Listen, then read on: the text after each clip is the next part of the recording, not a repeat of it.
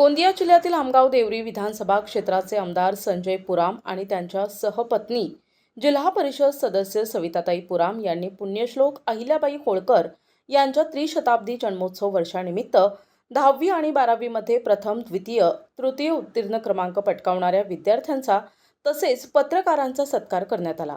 त्याचप्रमाणे सामाजिक कार्यामध्ये बहुमूल्य कार्य केलेल्या महिलांचे सुद्धा यावेळी शाल आणि स्मृतिचिन्ह देऊन सत्कार कार्यक्रम आयोजित करण्यात आले। त्याचप्रमाणे अहिल्याबाई होळकर यांच्याबद्दल विद्यार्थ्यांना माहिती मिळावी यासाठी वक्ताही या कार्यक्रमात उपस्थित होते।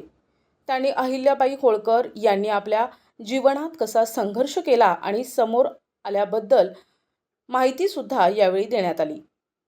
त्रिशताब्दी जयंतीच्या निमित्ताने संपूर्ण महाराष्ट्रामध्ये त्यांचा जयंती कार्यक्रम सुरू आहे। त्यानिमित्ताने भारतीय जनता पार्टी आमगाव देवरी विधानसभाच्या वतीने महिलांचा सत्कार, विद्यार्थी आणि विद्यार्थिनींचा सत्कार अशा प्रकारचा कार्यक्रम या त्रिशताब्दी निमित्त आयोजन केलेला आहे। निश्चितच ज्या मातांनी पुण्यश्लोक अहिल्यादेवी होळकरांनी जी सती प्रथा बंद केली, बालविवाह बंद केला, पुनर्विवाह सुरू केला आणि पतीच्या मृत्यूनंतर त्यांनी समस्त राज्य सांभाळला आणि एक कमी कालावधीमध्ये चांगला संदेश त्यांनी या महाराष्ट्राला दिलं, अशा पुण्यश्लोक अहिल्यादेवी होळकरांचा त्रिशताब्दी कार्यक्रम मोठ्या थाटामाटात आमगाव देवरी विधानसभामध्ये सुरू आहे। आज जवळपास 250 विद्यार्थी विद्यार्थिनींचा सत्कार झाला। जवळपास आज 5 महिलांचा सत्कार देखील झाला। 300वी त्रिशताब्दी जयंती राजमाता पुण्यश्लोक अहिल्यादेवी होळकर यांच्या जयंतीनिमित्ताने आयोजन केलेलं आहे। साधारणतः 600 ते 700 विद्यार्थ्यांचा सत्कार आमगाव विधानसभेमध्ये करत आहोत।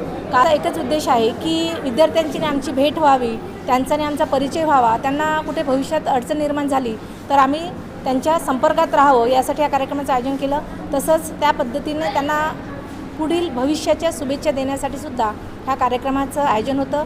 तसंच राजमाता पुण्यश्लोक अहिल्यादेवी होळकर यांच्या निमित्ताने यांचा प्रचार प्रसार व्हावा, यांनी समाजासाठी खूप काही काम केलेलं आहे, ते समाजापर्यंत जावं हा सुद्धा या कार्यक्रमामागचा उद्देश होता। या अहिल्याबाई होळकर यांनी महिलांसाठी खूप मोठं काम केलं होतं।